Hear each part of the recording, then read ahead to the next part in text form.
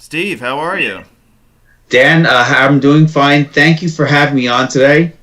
Well, the pleasure is mine. It's great to have you with us. Good afternoon, everybody. Um, Hope you all are enjoying your Sunday of Memorial Day weekend. Obviously, it's a bit of a different Memorial Day weekend than what I'm sure most of us are accustomed to, but we're making do as well as we can with the circumstances and the hand that we've been dealt. So, like to introduce our guest today. We have a special guest today. Steve Anderson is the webmaster of nycroads.com and his affiliated Eastern Roads websites. The NYC Roads website was founded in 1997, and since that time, he has gone on to profile the metropolitan areas of all up and down the Northeast Corridor and points west of there. He is a very active member in the road enthusiast community, one of the longest going members of the road enthusiast community going back to 1997. It is my pleasure to introduce to all of you today Steve Anderson. Steve, welcome. Thank you again, Dan. Thank you everyone who's joining us on the webcast this afternoon. Yeah, so we have quite an audience here on the live chat, so it's great to have them with us too. You have been you've been working on something lately here that you've dubbed the Quarantine Roads Project. Tell us a little bit about that. Well, I'd like to. The Quarantine Roads, if I should reduce the volume on this just a second. Yeah, yeah. Okay. Sorry about that. So I wanted to see some of the live questions.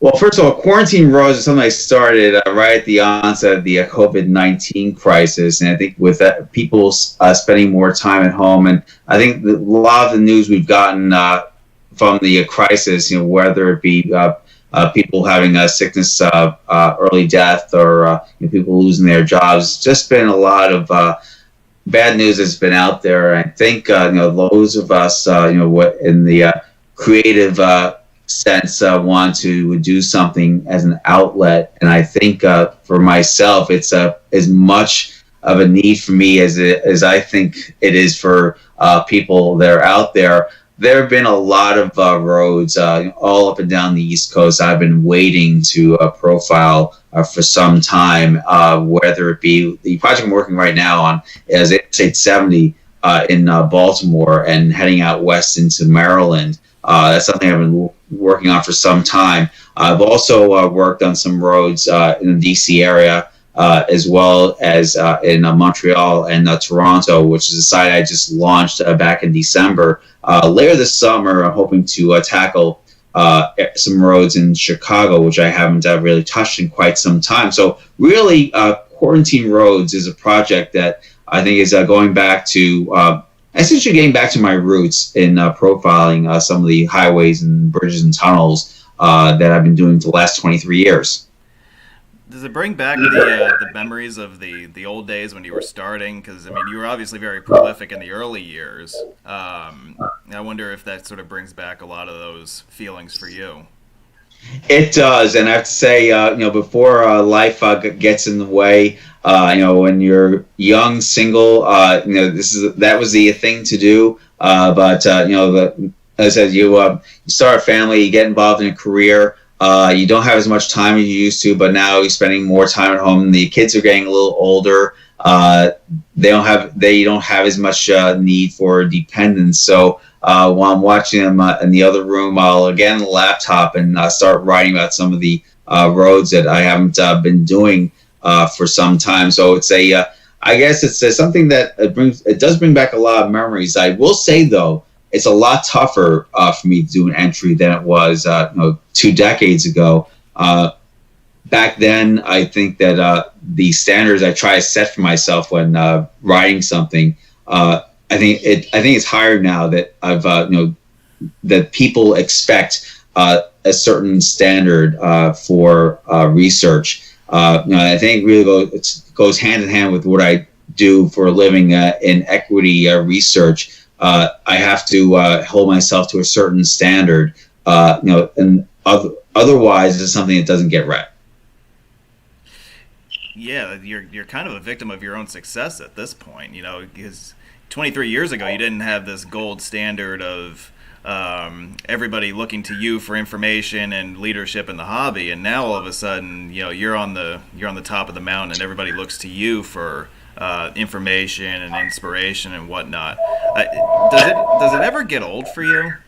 It really does, and I think it's more of a challenge to get past to set your own standard and then to surpass it. And I think it just goes on, for each of the roads I enter into. And I think is probably most manifest in my most recent launch in Toronto just a few months ago. And that's another city I've yet to build out along with Chicago. And there are some other cities that I think somewhere down the line I'd like to look at. Then again, I have a lot of backlog of some roads and bridges that need some updates. And I think that like the new Tappan Zee Bridge, Maricoma Bridge, if you will, new Goethals Bridge, some of the modifications done to the Bayonne Bridge. I think it's some very exciting stuff in the infrastructure world here in the Northeast that I think are deserving of attention. Yeah, we really went through an amazing decade of renewal, if you will. Like so many of these big bridge projects. You mentioned the Goethals and the Bayonne, and the Kosciuszko was a big one, and obviously that one up in Tarrytown was a little bit significant as well. Sure. It must have been really cool for you to get to watch all of that happen from your perspective. Yes, you are a member of the traveling public, but you love this stuff, and you've been looking for an opportunity to get involved and to watch stuff like this, probably going all the way back to your youth, I would think. I do, and I think going back, if I may indulge myself, I like to go back even further into my childhood, and I think one of my idols growing up was Robert Moses. Now, certainly, 40 years almost after his death, the mere mention of his name does bring up controversy. But I would say that, in the words of our Governor Cuomo, he would say that at least it got built, and that's what happened. One of the things I did receive, and if I may show you, I received a photo from Robert Moses back in 1979, right before he passed away. And if I may show it on the camera. Oh, wow. This is an autographed picture of Robert Moses. That's the real thing, huh? That's the real thing. What does the inscription say? It says, to Stephen Anderson from Robert Moses. Wow. That's 1979. 1979, I received this. So how did you end up with that? What's the story behind that photo? Well, I would say that was a Christmas present that my parents had given to me, and that was I think my parents had written the then Triborough Bridge and Tunnel Authority to I idolize him, and just to I appreciate all the work that he's done, and he must have known somebody in your family, right? Well, I suppose so, but I would say that it was he had also given me a book he had authored on Governor Al Smith, who really helped him get going at the Long Island State Park Commission, and in his early years, very supportive of his early projects like Jones Beach, like the Parkway system on Long Island, and into New York City. I think that, along with Mayor LaGuardia, very instrumental in Moses' early career. Now, I think in later career in the 50s and 60s, he was a lightning rod, especially with the construction of the Cross Bronx Expressway, some of the approaches to the Verrazano Bridge. But again, unfortunately, what happened to some of the communities that it went through. But I would say if it had to be done over again, I certainly think there would be more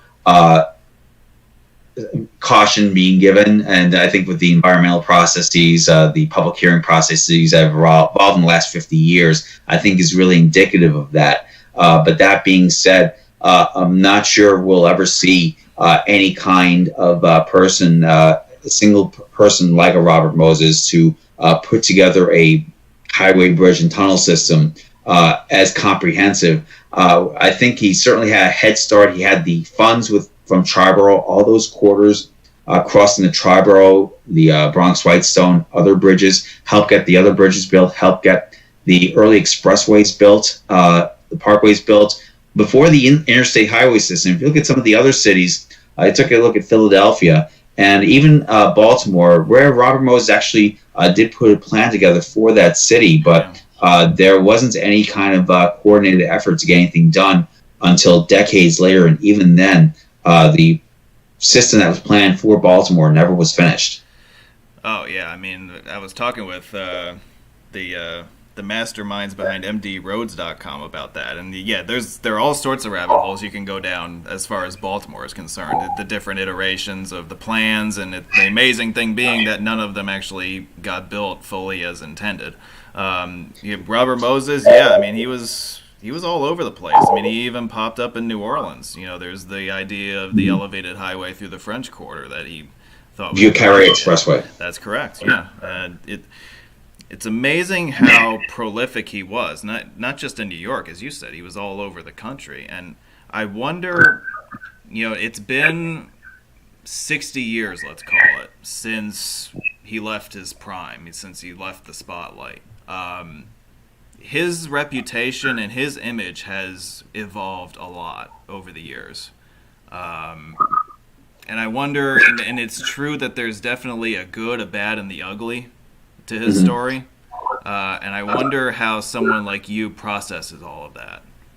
Okay, well, I think it's an excellent question. I think if you look maybe back in the early years as a post, after he left Triborough in 1968, I'd say probably the biggest influence on the schools of thought on Moses was a book called The Power Broker by Robert A. Caro, and I may show it right here. Yeah. It's probably one of the recommended readings, I would say, if they want to study about about Robert Moses, they want to study about highways and bridges and tunnels in the area. I think it's a really good place to start. It's almost 1,200 pages, but it's a good summer read if people aren't going anywhere this summer. Well, yeah, we might have a lot of time on our hands, so.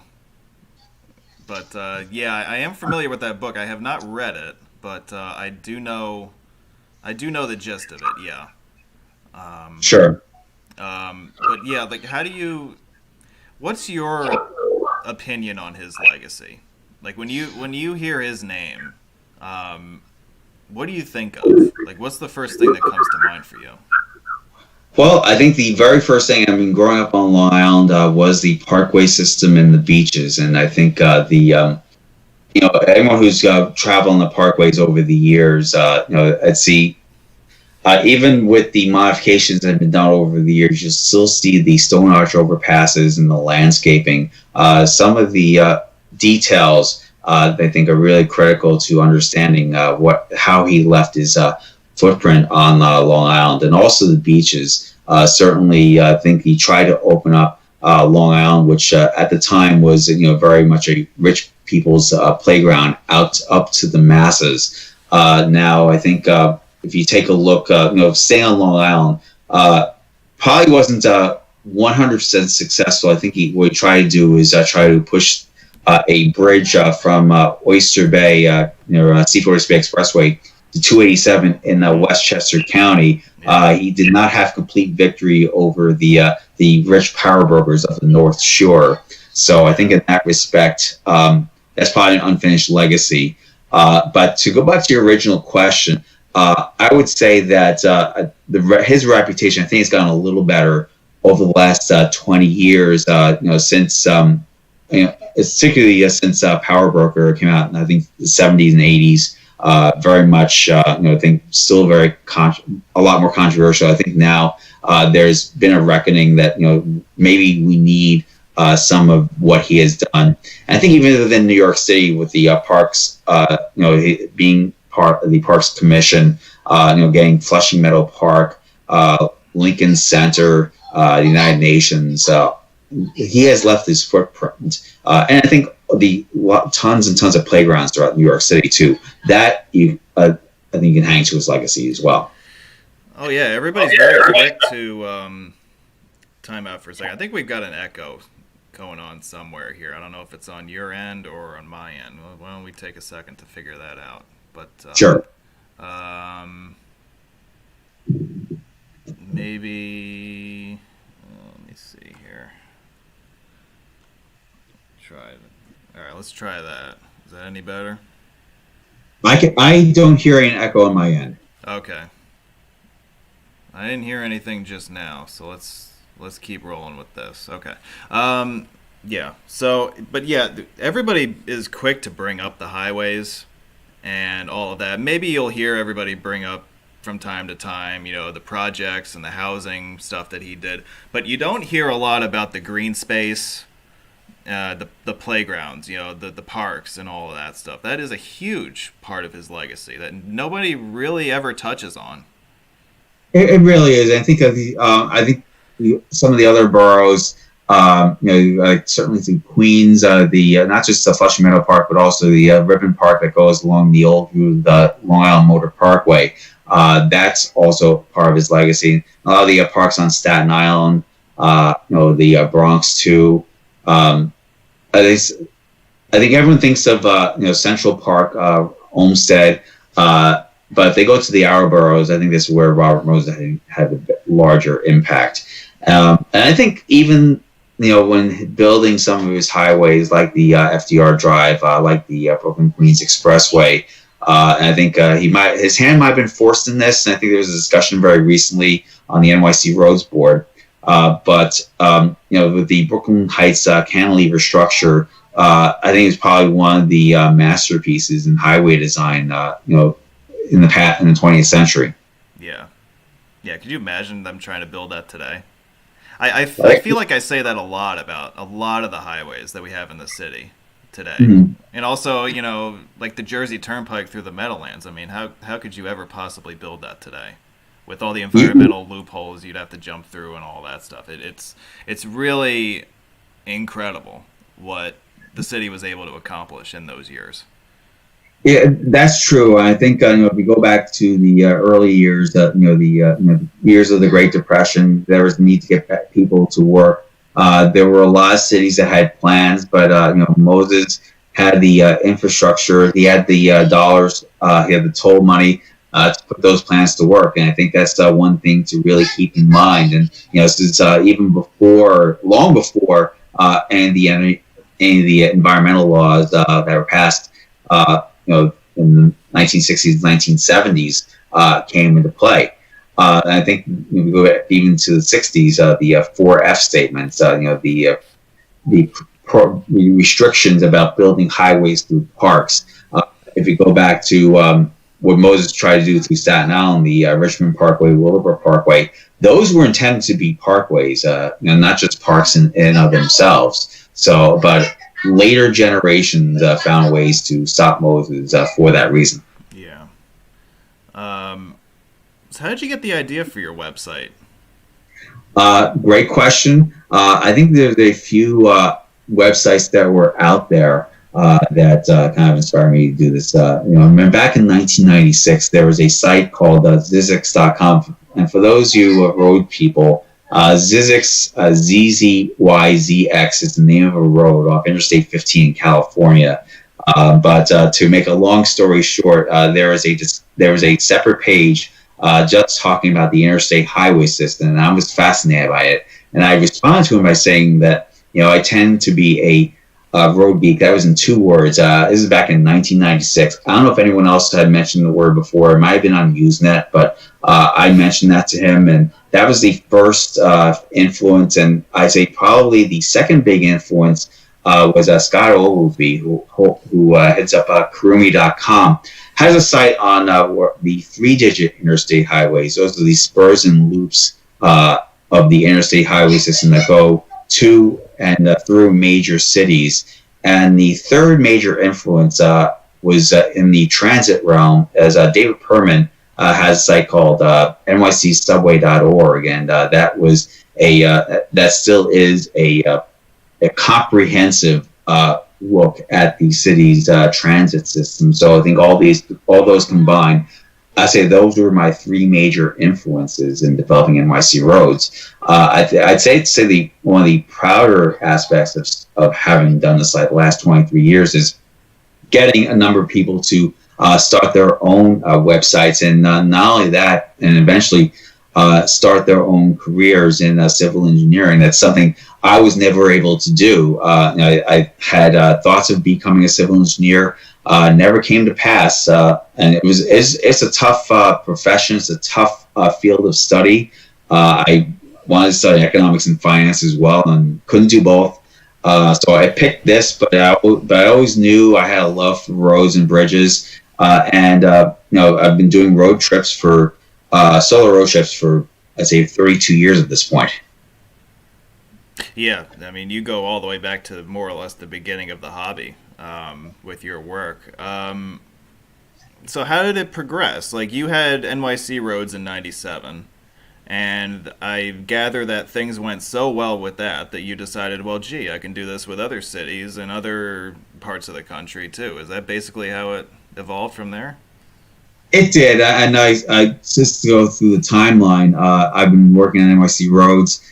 Initially, I started out doing New York City and Long Island. I eventually, within months, I was doing Lower Hudson Valley. I would say probably within a year, I was doing New Jersey and Connecticut. And at some point that I decided to start a new domain. I started phillyroads.com in 2000 and Boston Roads 2001. From there, also started DC Roads in 2006, Montreal in 2007. And I've not been as active of maybe the last decade or so. I had launched Chicago back in 2010, but I don't have a lot there. It's a part of Quarantine Roads that I hope to revisit in the coming weeks and months. And as I mentioned earlier in this webcast, I started Toronto just a few months ago. Yeah, that's going to be an interesting one too. I appreciate seeing your coverage north of the border, because it's easy for people to kind of wander around the cities in the Northeast and in the cities that we all know. But I get the feeling that not a lot of people know a whole lot about the cities in Quebec, the cities in Ontario, major metropolitan areas that have a really interesting history behind them as far as the creation of their highway systems. So you really are filling a void there, I think, by covering all those areas. Well, yes, I would say with Montreal, that's a city I first visited back in 1978, and I think it's very interesting that going with my family on long road trips. First of all, that was Canada at that time had just switched over to the metric system, so it's fascinating to see all the signs in metric and all the road signs in French. So that was something that I think was pretty neat to a budding analyst and road geek. Yeah, but I think they had all the blue signs too, like all the exit signs were. Or is that just on the toll roads, or? That was just on the toll roads. That's Autoroute 10 to the eastern townships. Autoroute 15 going into the Laurentian Mountains, and then Autoroute 40, which went part way east of Montreal. Okay, I gotcha. How do you, what inspires you? How do you get from a created historic overview page all the way back to the beginning? Take us through what that process is like. Because we only ever see the finished product that you've written up. We only see your pictures and your captions and your descriptions and all that. But how do you get to that finished point? Okay, well, I have to say that involves a lot of, it not only involves the actual field visit or the road trip, but I think it also involves doing the actual work. And as you can see, I do have a library in back of me of different road books. The other thing I was able to do is get access to different libraries, whether it be in person or to get remote access. And through that remote access, I was able to get archives from the New York Times, Philadelphia Inquirer, Washington Post, Baltimore Sun, Boston Globe.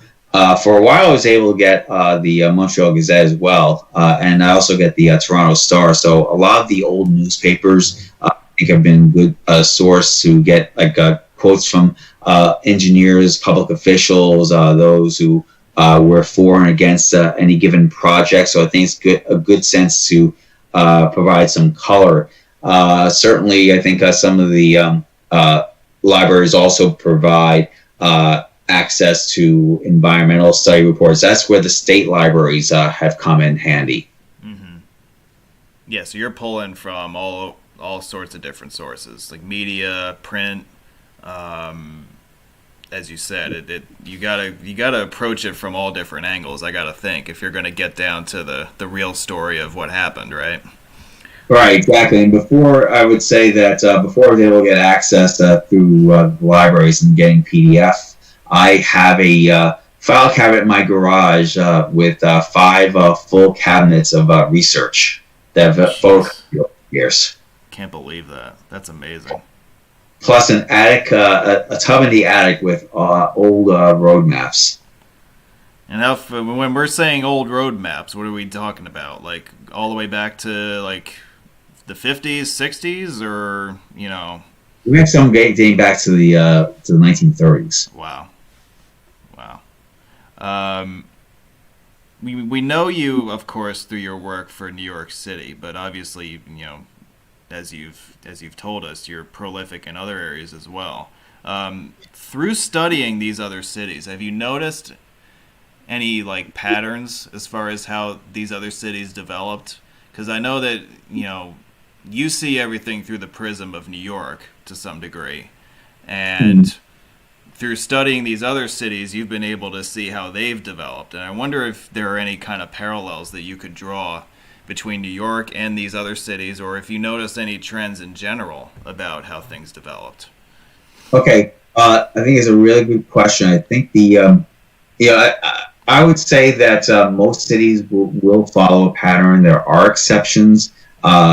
Typically, you'll find that the first highway or two will go to a suburb from a downtown area, or from a downtown area to an airport. Those are usually the first to get built. But I think it's also, if you've seen over the years, the highway engineers would go through areas typically where the real estate values were not as high as in others. And I think even in New York, and maybe even some other metro areas too, where the highway construction was easier, there wasn't the organized resistance that you saw from some of the more well-to-do areas, and that has changed over the years.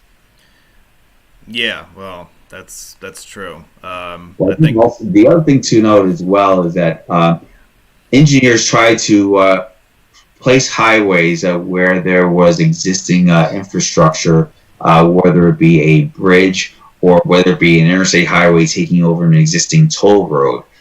This was happened quite often in the 1950s. Right, we went through that little period with the toll roads after World War II, and then the interstate system came along. And one of the things that interests me is that they were basically two different systems, right? Like you had the toll roads, which were independent. There was no such thing as the interstate system in the early 50s. So these states were saying, okay, well, we got to build our own highways to get people where they got to go. And then within a few short years of that, you have the interstate system come along. And we see examples all over the Northeast of where basically these toll roads were grandfathered into the interstate system, some having better success than others. Well, that's true, and I think if you even going back to the New York area, the Goethals, the Outer Bridge, even the Bayonne bridges were money losers over the years, and it took the construction of the interstate highway system, connecting highways, and the Verrazano Bridge to make those bridges profitable. Nowadays, I'd say pre-COVID, it would be rare to find a weekend we're not finding jams in any of the crossings. Yeah, yeah. What you've studied the highways of New York City. You know the highways that were built. You also know the highways that were dotted lines on maps but never came to be. Um, what projects fascinate you the most? Uh, I would say I'd say quite a few have fascinated me the most. I mean, among the bridges that were built, the one that does fascinate me is the Verrazano Bridge, and that was something that had been in the planning going back to the early years of the 20th century. And it took someone like a Moses to put the plans together. And for me growing up, I was always fascinated by the superlatives that the bridge held, that which at the time was the longest suspension bridge between main towers in the world, and that's a title that held from 1964 to 1981. Now I think it's barely in the top 20 among all the bridges in the world. You see all these bridges going up in Asia, one going up in Turkey that will be the new title holder, be open in the next few years. Yeah. So that, I think, among bridges, that's probably the one that does fascinate me the most. Among highways, certainly I think the Brooklyn Queens Expressway, I think is an interesting one. The Cross Bronx, a lot of people loathe it, but I think it's an interesting study that how you are able to build through solid rock as well as under a subway. Yeah. And I think for a pure study on a post-war highway, you look at the New Jersey Turnpike or the Garden State Parkway. Those were built just within a couple of years, and financed through toll financing, and almost instantly profitable. Yeah. And how about And go ahead. No, go ahead. No, I would say that in terms of some of the safety standards that those roads exhibited, I think those are the things that were adopted into the interstate highway system. So I think those are two important early post-war roads. Yeah. Definitely, like, especially with the Turnpike, it was kind of like, we had the Pennsylvania Turnpike open in 1940, and everybody kind of considers that to be the first super highway. But the Turnpike is really the one that I think, in New Jersey, is the one that really kind of ushered in the age of modern automobile transportation. Do you get the same feeling on that as I do?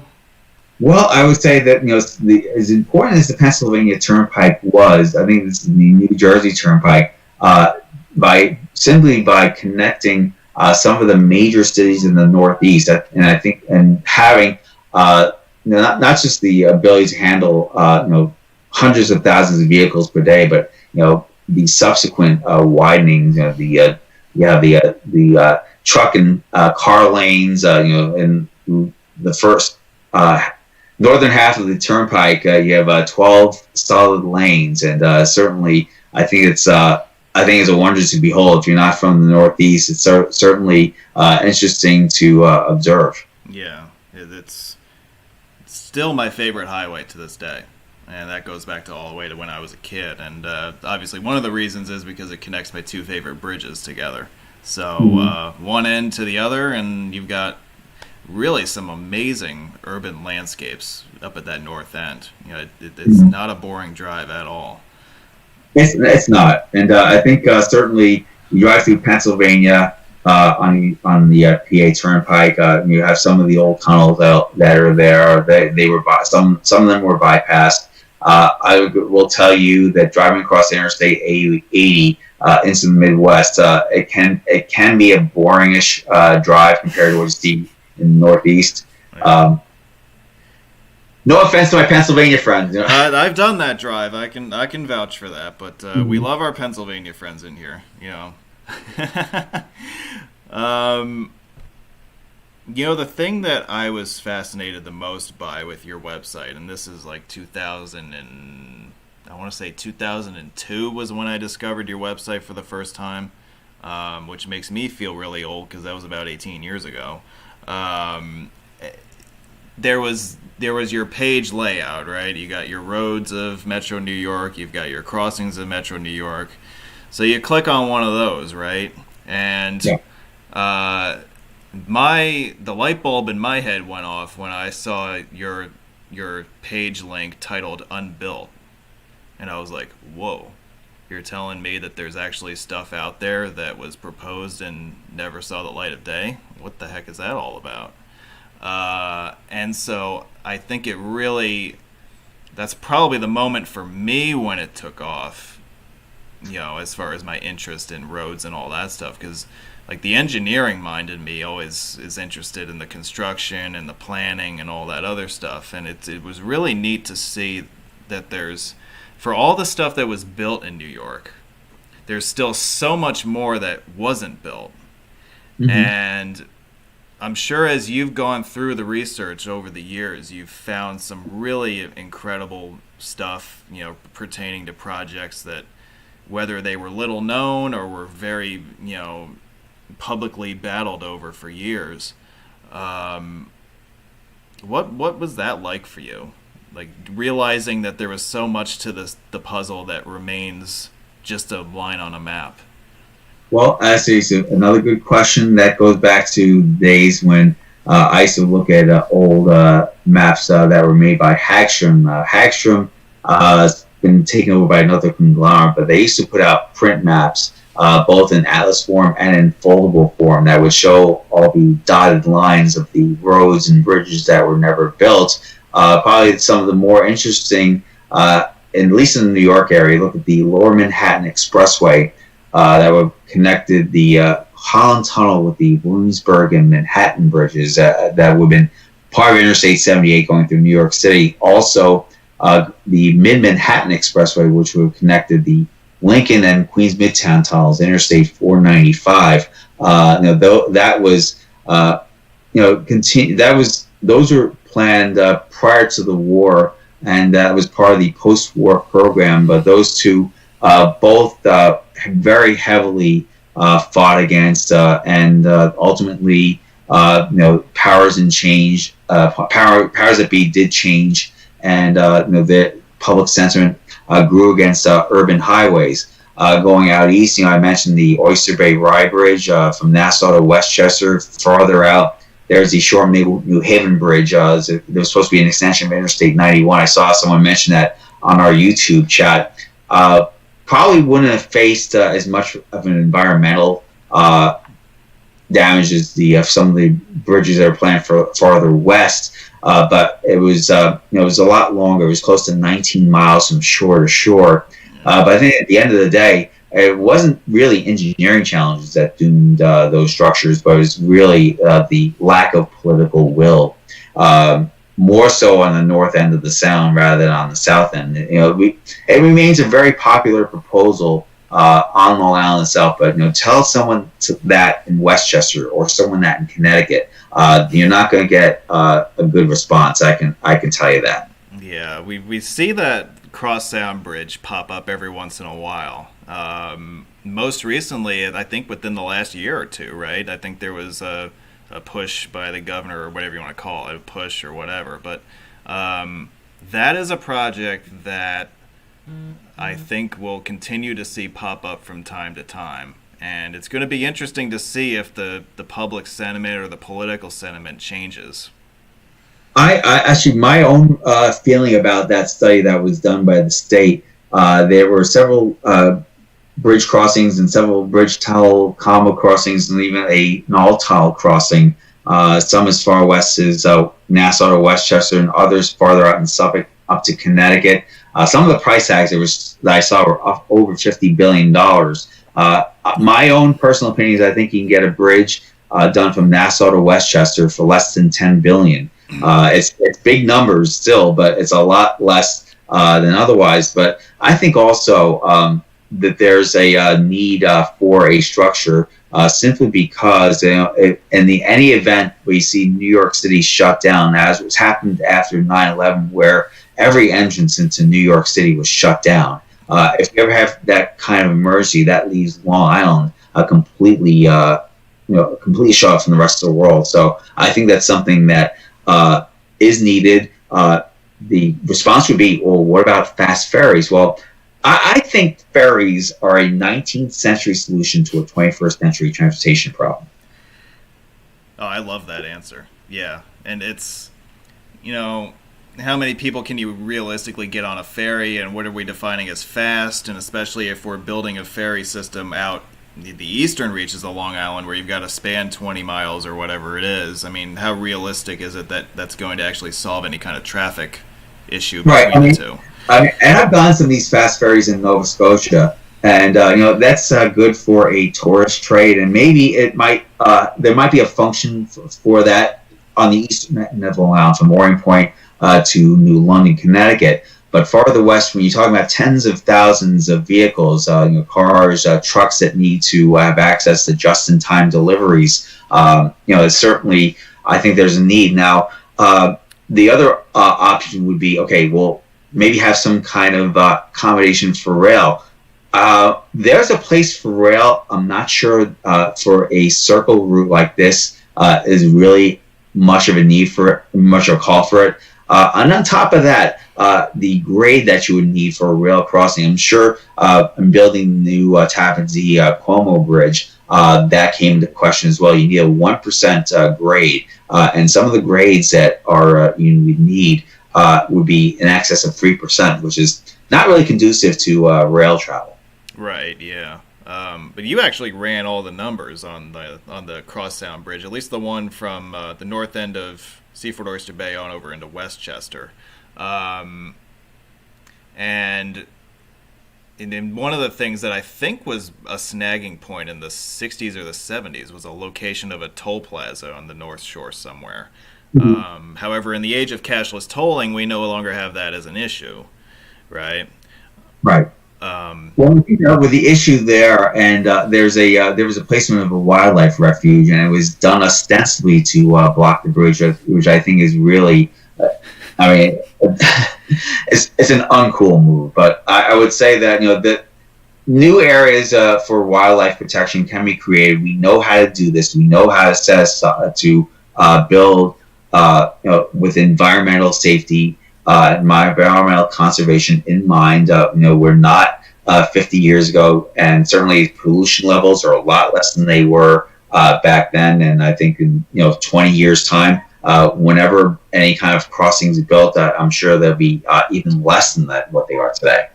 Yeah, and we have our engines run a lot quieter. We have noise reduction barriers. We have more fuel efficient vehicles. So we're getting better at controlling a lot of the issues that were very prevalent in the 70s. They're becoming less and less of an issue. As far as the technology side of it goes, look, we've built way more challenging things than what a Crosstown Bridge would be. And right. Well, we look farther south, the Chesapeake Bay Bridge Tunnel was built in 1964. We twinned the causeway structure. Now we're getting around to twinning the tunnel structure. So I think at some point, I would not be surprised in the next 20 years that we have a new interstate, a highway going from Norfolk, Virginia, up toward into Delaware, northern Delaware, because I think that's what's going to happen eventually. Yeah, well, I was very happy to see you advocate for Delaware 1 becoming some sort of an interstate corridor somewhere down the line, and yeah, it does make a lot of sense, considering the fact that there should be Again, I think it's something that is just something that the locals really want, and certainly from an economic development perspective, it's a home run. But do the people want it? Right. What's in it for the locals? That's always the tricky part. But getting back to the Crosstown Bridge for a minute, as I said, the technology isn't the obstacle, and frankly, we just got a glimpse within the last few years of what a crosstown project could look like on the other side of Westchester County. Long distance spanning bridge, probably with some sort of massive joint venture contractor, and you just throw everything you have at it, and you take 6 or 7 years to build it. And I really think that the engineering challenges are definitely a lot more minor compared to the political challenges. If we were ever able to overcome that stuff, then I think we would be home free with this thing. Well, I think it would take maybe some rich hedge fund manager in Greenwich or in northern Westchester County maybe put up some money for that. And once the bridge gets built, they can have people coming in from Cold Spring Harbor or from Laddingtown and commute to work. Yeah, or you could put in a donation or something. We could all put in donations. Sure. Let's have a GoFundMe. Just. We could GoFundMe. That's right. But it's interesting, just as an aside, there was a New York Times article. I think one of the concerns would be like, well, I don't want to have my unspoiled view of the sound spoiled by the view of a bridge. Well, it turns out I remember reading a Times article saying that real estate values actually went down after the bridge was defeated in 1973 on the North Shore. And you can see why, because you would have had access to those communities, which would have shot up the property values. But, sure. Obviously without a bridge there's no easy way to get to it from the mainland. So it's very understandable.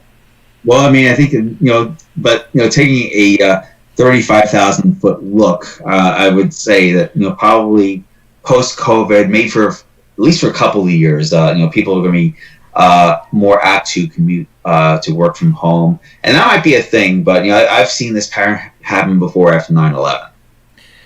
Yeah. Or like going to Manhattan. Yeah. People did eventually go back to work. They did. And I think they will. I think the work from home thing may have its place. It's not for everyone. It's not for every time. Oh, I agree. It's definitely not a one-size-fits-all thing. But the thing that I'm interested to see is once things do reopen, what that does to traffic. What does rush hour look like? Obviously there's going to be a reduction of some sort. I wonder if that somehow leads us to change how we perceive our highway projects and how we go about developing them in the future. Like, do our demands and our needs change because so many people are working from home now as opposed to before? Right. Well, I think what we can look at is what's happening in China, where they probably have a lead time of about 2 months. I would say at this point, based on what I've been reading, they're still far away from any kind of pre-COVID demand from a commuting standpoint. Yeah. Well, China just does everything by the seat of their pants anyway. But look, I'm not as well versed as what happens in China. I can only talk about what happens here, and from what I can see, that I think if the patterns hold true, I think it's going to take some time for commuting to come back. Yeah. Well, we got to get you out to China someday anyway, so you can document all those bridges and all that stuff. A lot of fascinating stuff going on there. Oh yeah, it's crazy. Like they're sprouting up a new record-holding bridge every year out there. Mm-hmm. They're building something like there's thousands of miles of expressway every year out there. It's amazing what the Chinese are doing from that standpoint. What do you think Robert Moses would have to say to that? As far as I think Robert Moses would be boarding the. Once travel opens up, he'd be boarding that first flight to Shanghai, Beijing, even some of the roads out into the countryside. Oh yeah, because he loved to travel too. He was not just a planner and a designer or whatever you want to call him. He was. I'm sure, like by today's definition, we would call him a road geek. I certainly get that feeling. I think it's fair to say that. Yeah. And he definitely, the way his demeanor and the way that he went about, planning everything, you could definitely tell that he loved it. Well, he did. I think he was called upon by different cities to help them in their planning. Now, and you mentioned earlier in the webcast about the Vieux Carré in New Orleans, and I mentioned earlier about what happened in Baltimore. I think it really depends on having the infrastructure, getting the financing to get these things done. It's getting done in China, and what you have there, you really don't have the environmental study process. You don't have the organized opposition. You don't have the public hearing process. And I think that's probably, look, we're a democratic republic. That's how we do things in this country. But there maybe should be it's a tough balancing act. I'm not going to lie. Yeah. Oh yeah. No, definitely two different ways of doing things. I agree. Um, I want you to suppose for a second that you could have a chat with Robert Moses, and instead of this boring fellow sitting here, you have Robert Moses sitting in this seat talking to you. Uh, what would you ask him? I'd ask him a lot of the same questions about about trying to complete the highway system here in New York and in the Northeast, and like what I would ask him, like how he would face some of the opposition, some of the groups that are organized against you, um, and maybe devise a new try to devise a new strategy, because some of the methods that he used in the 20th century may not necessarily work today. So I think it's just a matter of trying to find a way to say yes, and and his demeanor, his personality may not lend itself to that, but I think it's worth the question anyway. Yeah. And I see, Doug Kerr, one of my longtime fans. I'll mention Pittsburgh, and I should mention that. Hello, everyone in Pittsburgh. Yeah, that's right.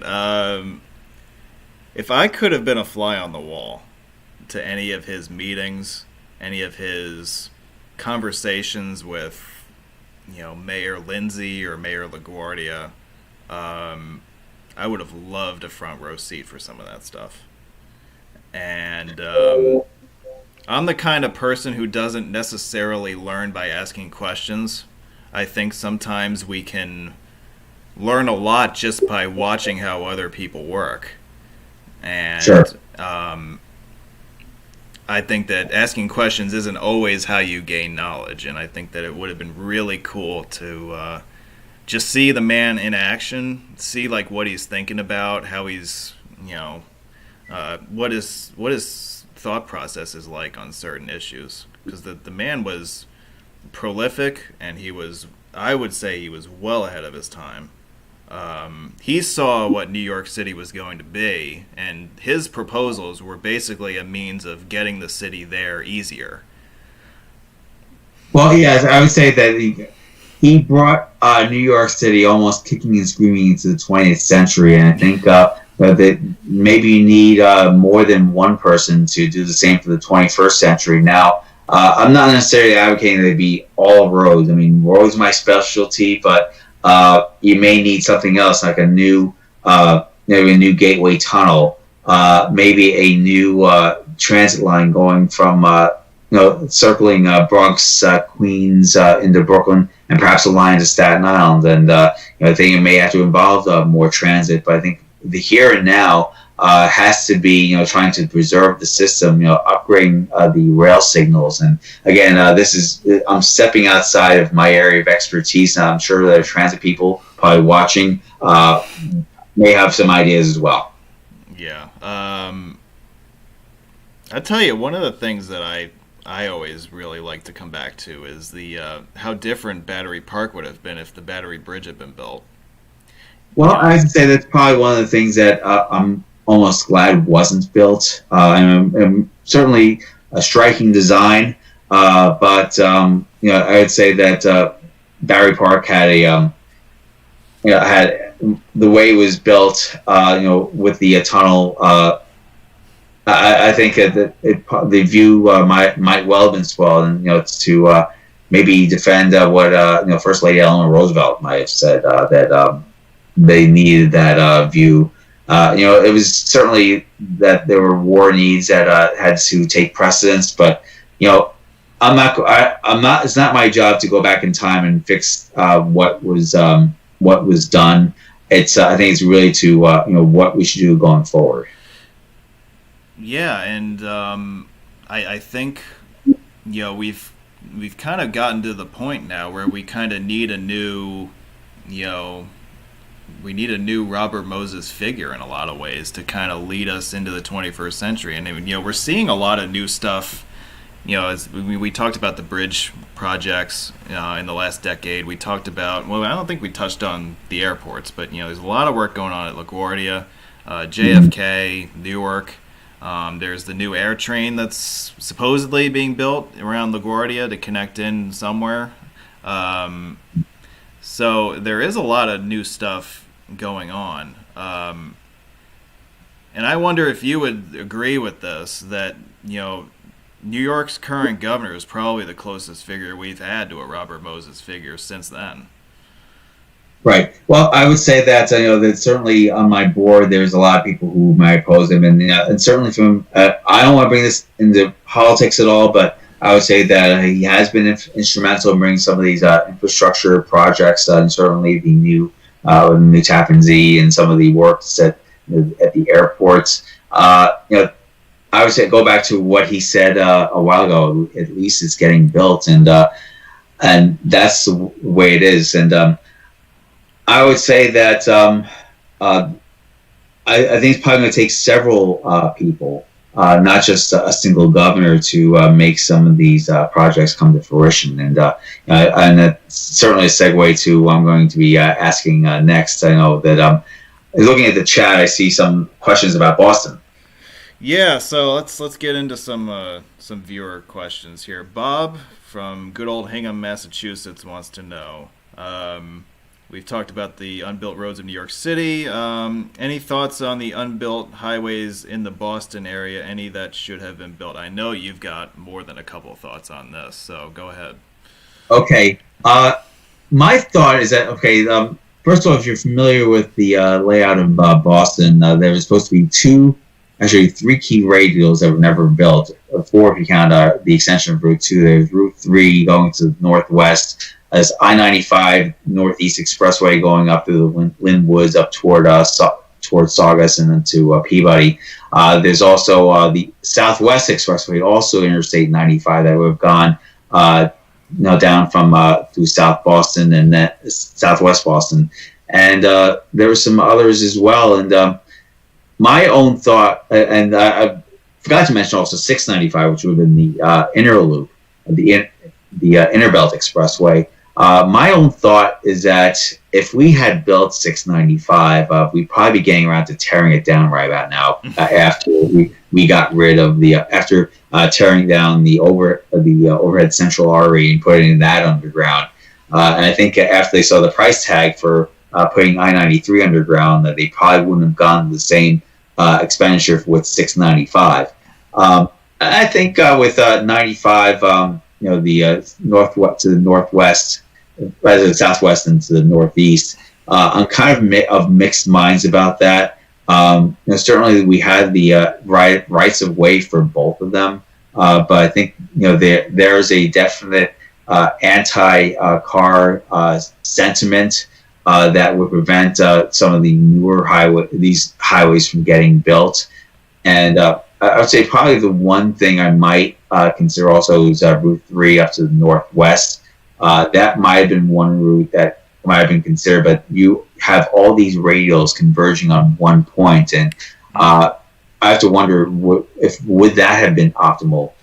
You go through the Big Dig, traffic flows. I mean, you still get jams through there. Not as bad as the old Central Artery, but I think if we had all these radials, that might have resulted in some additional traffic. Yeah, because if you look at the system we have now, all the routes converge along the 128 corridor, and they don't converge downtown. So you wonder if you stick all those routes together at a point. I mean, we know that the old Central Artery was a disaster anyway. My God, what would have happened if you stick all these highways together at the north end of the Charles there? Right. And I believe the Central Artery was originally signed as I-95, right? It was initially. In fact, it was part of it was at least through downtown Boston over the Old High Bridge, and if you go over the Northeast Expressway over the Tobin Bridge, that initially was signed 95 as well. You have to revere the circle, the still remnants of what was to be an I-95 extension. That's right. Yeah, there's an interchange there, and then there's a grading that goes off to somewhere, and then tapers off. You see some of the old overpasses. They still have the original construction date of 1956. Wow, they go back that far, really? Yes. Wow. Yeah. So you have the Northeast corridor, you have the Northwest that we talked about. The 695 is really interesting because On paper, it sounds like a really awesome idea, and then you look at where they would have had to blow through in order to build it, and I just cannot imagine what that would have done. Right, and like I said, even if it had, and that's all the more reasons I say that even if it had been built, I think we'd be probably the discussion would probably be about tearing it down right now. Yeah, because I think there's still that little stub of it on the elevated 93, right? That war still is. That's where that would have tied in, right? Mm-hmm. Yeah, Boston's another really interesting city because so much of that, like the main highways that would have fed right into town were relegated to the dotted line rather than the reality. Sure. In other cities as well, like I was really surprised, when reading through your sites over the years that there was a lot in Philadelphia that wasn't really done. There was a 1984 article in the Philadelphia Inquirer that talked about the highways that were never built, and everything ended up going on to the little 4-lane Schuylkill Expressway. You're supposed to have a parallel road called the Manioc Expressway, a route to the west called the Lansdowne, a loop route to the southwest comprising the Crosstown, the Cobbs Creek Expressway. All of them never built, and I have to say that Philadelphia had their figure. Going back just to borrow an internet meme, the 6 degrees of Kevin Bacon. The 1 degree away was his father, Edmund Bacon, was a big planner in Philadelphia and was instrumental in getting the Vine Street Expressway through the city and helped develop the center city skyscrapers through that area. But the crosstowns along South Street was a road that was planned, was to also feed into that center city market, and that, of course, never built. A lot of organized opposition there. Yeah. We're talking with Steve Anderson. He is the webmaster of nycroads.com, etc. Kind enough to join us on this Sunday of Memorial Day weekend. If you have questions for Steve and you're watching us in the live chat, please feel free to leave them there, and I'm sure we'll get to them in due course. Baltimore. Yes. Need I say anything else? You are working on the I-70 post I-70. Right now. Right. What has... I mean, that's one of the more infamous interstate endings in America, I would have to say. An almost transcontinental route that ends at a park and ride. Right. How do you begin to unravel what happened with 70? And obviously this is a huge piece of the puzzle in the history of Baltimore's highway system, but how do you begin to tackle something like that? Well, I think you have to go to the very bottom and you look at some of the original plans. First, what Robert Moses proposed, some of the early 1950s, early 60s planning, what was called the 10D interstate highway system. That was a lot more comprehensive. You had there was a suspension bridge planned over the Inner Harbor. There's 70 and 83 converging downtown, as well as 95, and what I call the tourist trap in Inner Harbor in Baltimore. Probably one this day with if 70 and 95 had been rooted as they were under this plan. I would say it's a fortunate thing that saner minds did prevail and came up with the 3A system at the end of the 60s. But even that wasn't fully implemented. And, a discussion on I-70, which I plan to have later this week, and a little bit of a preview. I-70, according to the AASHTO, which is the American Association of State Highway Transportation office officials, actually pulled back the official designation of I-70 back to I-695, the Baltimore Beltway. The freeway remains, but there was a plan to extend the Baltimore Red Line light rail route over the westbound lanes of I-70 up to 695 interchange, and then having the remaining eastbound lanes become a 2-lane road. That you wouldn't have the infamous park and ride end, but it'd still be deleting 3 miles of I-70 from the system. So it does officially end at 695 now. It doesn't go to the park and ride. Officially, it does, although you still see it on maps and you still see it signed as I-70. Okay, yeah. Because the thing that I noticed is that so much of that area around the downtown was built very late. You know, you're talking about the Fort McHenry Tunnel in the 80s. Mhm. I believe the 395 spur dates to around that time as well, if I'm not mistaken. Yeah, so the Baltimore came very late to the party, relatively speaking. I mean, yes, they had the JFX coming in from the north. That was one of the first highways in the city, if I remember correctly. But But all that, for many years, it was just the Harbor Tunnel down I 95 that was built in 1957, and for a while that was about the only major highway inside the 695 Beltway. You had 83, the JFX that came out in the 60s and extended into the 80s, but that was another city in the east where you have an incomplete highway system.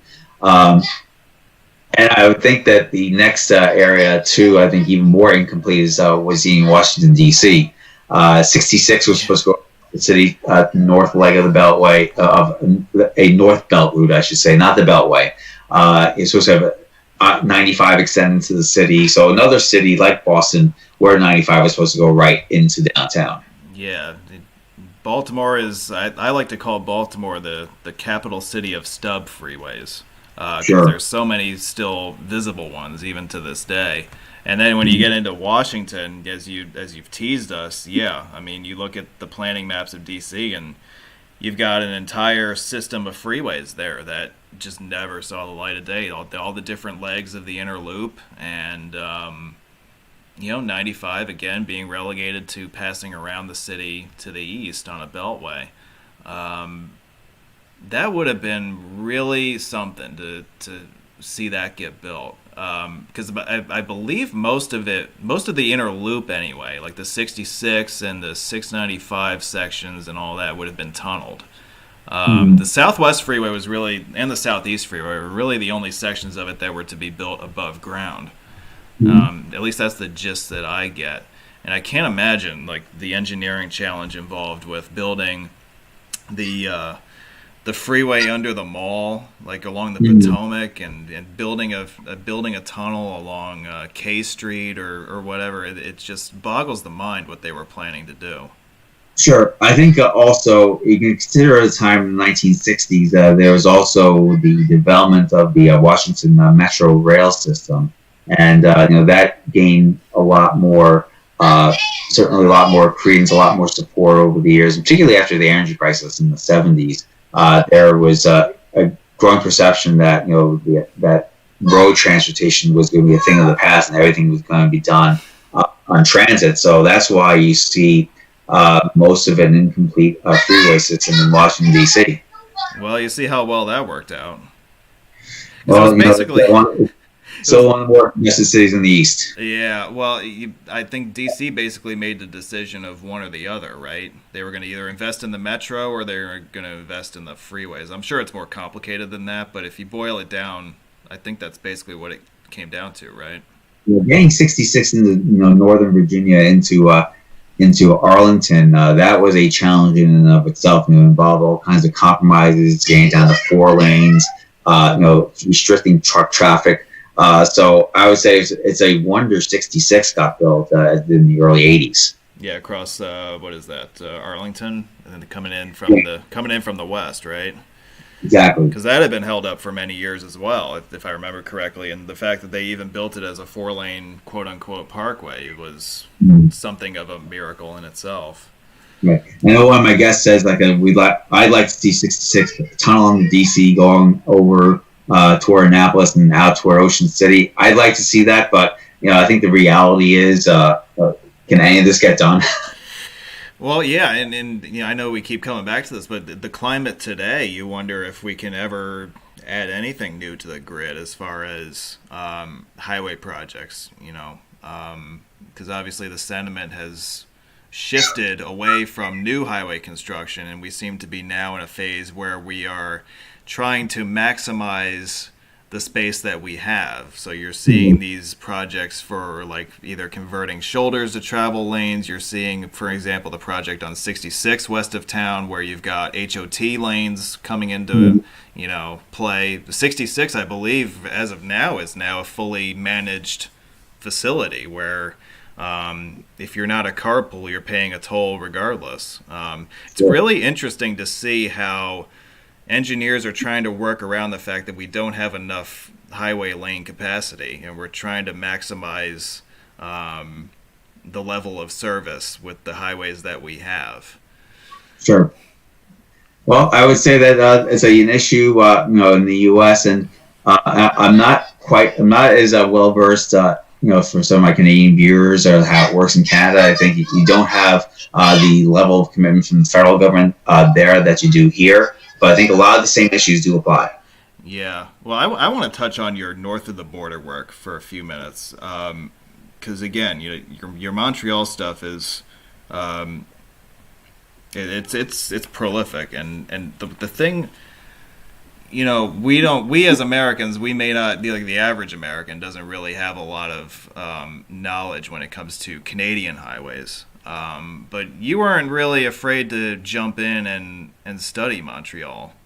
I get that. Well, again, it's a city I'm quite familiar with, having gone there many times over the years, and I think it's another interesting city. I think it's probably one of the more well-developed highway systems in Canada from a metropolitan perspective. There too, though, you still have some incomplete routes like the 720 extending from downtown toward the 25 and the La Fontaine Tunnel.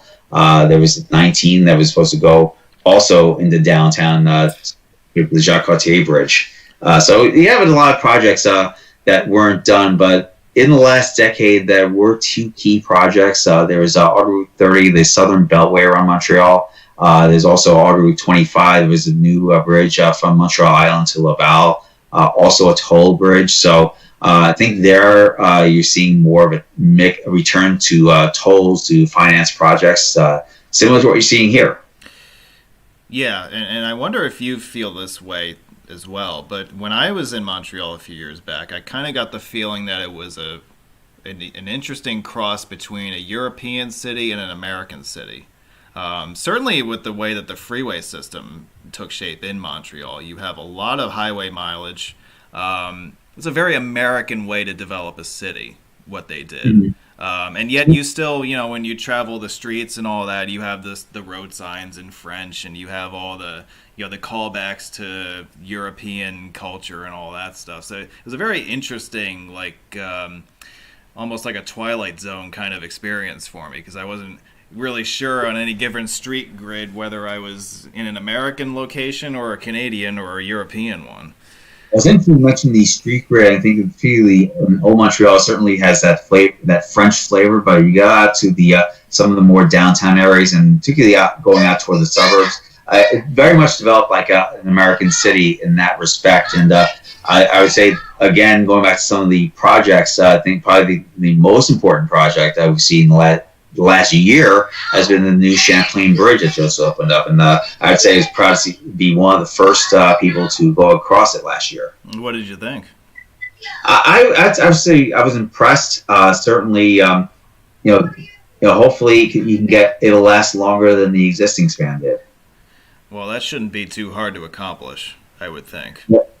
Well, I mean, if they can maintain it, I would have preferred some kind of toll financing, but the federal government, which owns the bridge, is against that. So that's why you don't see tolls support that bridge. Yeah, and then I think going back to the days when they were talking about replacing it, it was compared to the old Tappan Zee, the original bridge. Built on the cheap, built quickly, and not built to last. We can only hope that the new bridge lasts easily longer than the predecessor. It may not be as cool as the one that I worked on, but that's okay. That's not a big deal. But Montreal's a really interesting city because of the bridges, because of the highways, both the ones that have been around for a long time, and then also, as you alluded to before, the ones that have recently joined the map. And also, again, because of the dotted lines on the map, that keep coming up. And then the 720 through town. Still a fair amount of those. Yeah, the 720 is another one that really fascinates me. And a lot of it did end up getting built, especially through downtown with the tunnel there. But I believe that's been now re-signed as a provincial highway. Now they've removed the Yeah, 720 number from that. yeah, it's a provincial route 136. Not sure why they did. I think it has to do with the width of the shoulders. I still think that's a kind of a cop out. Just an admission by the province that they're not going to extend the 720 to the 25. Well, if they want to complain about shoulder widths, they should look at the Metropolitan. Oh, exactly. Well, that's another can of worms that I think that the province is going to have to look at in the next 10 years. On my site, I do talk about it. Some of the proposals are out there, but I think anyone who propose it be converted to an urban boulevard should they have their heads handed to them. Yeah, that to me that's the next big showdown that's looming, as far as a freeway that we all know needs to be replaced, and it's a matter of what they decide to replace it with, and that's going to be interesting to watch that play out. Sure. You wonder if now that the 30 is in place, maybe now there's some motivation to just say, well, what the hell, we'll close it down and turn it into a boulevard and send all the traffic around on 30, and then you'll obviously have your pro highway contingent saying, no, you need the redundancy. I'm more about redundancy than building new highways myself. I think that you need to have as many links open as possible. No, I agree with that. I think that's why the bypass, the northern bypass, was so critical there. Rather, southern bypass. I'd argue you probably need a northern bypass as well. Maybe we send the 440 or the 640 along the north side through Laval or through the North Shore. Right, because they did plan both of them at one time, yeah, and definitely you could see why they did that. Because of all the traffic they wanted to take away from the city itself. But Toronto, easily my favorite urban drive outside of New York City is the Gardner. Quite different than why I started doing that in the mid '90s. If you go through some of the new condo towers that have gone up along the Gardner, you would think you were in an Asian metropolis.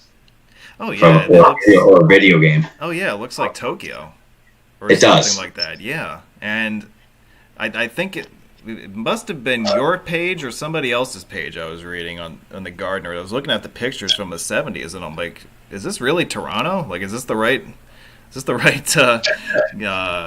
location? But yeah, it's amazing to see how much Toronto has sprawled vertically in recent years, and they've done it even with that highway in place, which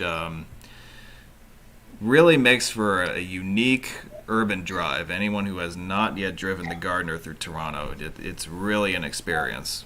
And that's in my opinion, it's a key part of the reason why there are people who want to tear it down for that reason, to get more of that development into downtown. And I have to say there's an area. If you get rid of the Gardner, you just don't have the redundancy in terms of transport. Certainly, could you have additional transport like through the light rail, another subway line? Yes, but you need the Gardner. Yeah, because how else are you getting people in from Hamilton into town? Sure. It's a very simple equation. You can't cut off all your links to your city center and leave everybody in the exurbs out to dry. It doesn't really work that way, and I wonder how long it's going to take for people to figure that out. But that's just my opinion. Sure. You've started a site in Chicago. As you said, you've done some work on it.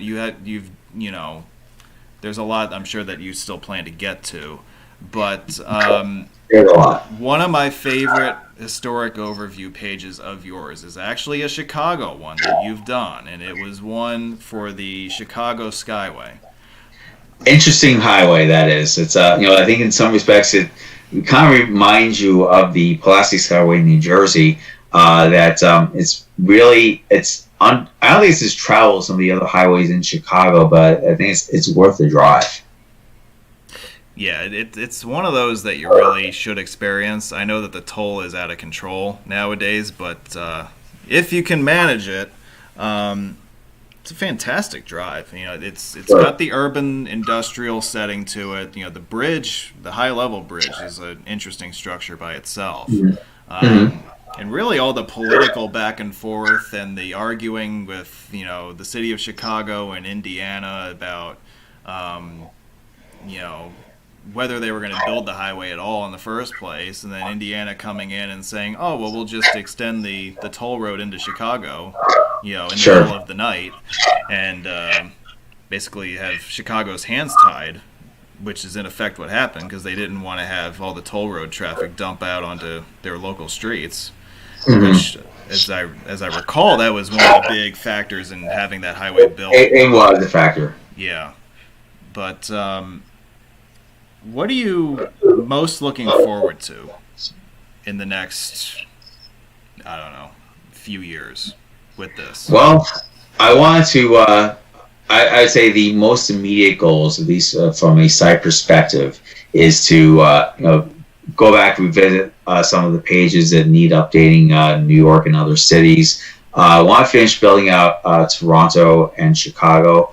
I've also reserved space for new sites in LA and San Francisco. Wow. But Okay. that's gonna be a very long term project. Wow. Okay. So we can look forward to some California roads from you in the future. Yeah, sure. I mean, I've done part of my business trips have been able to squeeze in a little bit of freeway driving, but But yeah, you've spent some time out in San Francisco in recent years. yes. Yeah, and so that must be how you've been able to get into that. But um, But yeah, that's I want to maybe use this as a way. I do have to wrap things up on my end, but okay. I want to thank you for your time. Thank you for letting me answer some of your viewers' questions. And Yeah, well, Steve, this has been a great pleasure for me, and I thank you very much for your time, and all the best to you in the future. Keep it up. thank you very much. We all Thank you look, very much. yeah, we all look forward to it, and we can't wait to read about what you publish next. So keep up the Okay, good work. I'll keep watching for my quarantine rose posts. We certainly will. Okay, All right, take it take easy, care. Steve. Bye. Well, that was our fantastic conversation with Steve Anderson of nycroads.com, and check out his sites on other cities. You can find his sites pertaining to the cities of Boston, Philadelphia, Washington, Baltimore, Montreal, Toronto, Chicago, and as you saw, you heard it from the man first, Los Angeles and maybe even San Francisco in the future. That's going to do it for us here today. Thank you again very much for joining us. And we look forward to starting a new cycle of the daily live stream feature tomorrow. For the holiday, we'll be doing something a little different, but I'm sure you'll enjoy tomorrow's live drive feature. And then before you know it, it'll be right back to the old grind. The work week starts again on Tuesday. So that was Steve Anderson. Really fantastic to have him with us. And from all of us here, I think we're going to end this presentation here. So continue to be well and be safe and enjoy the rest of your holiday weekend. And we'll be talking to you all again soon. Take care.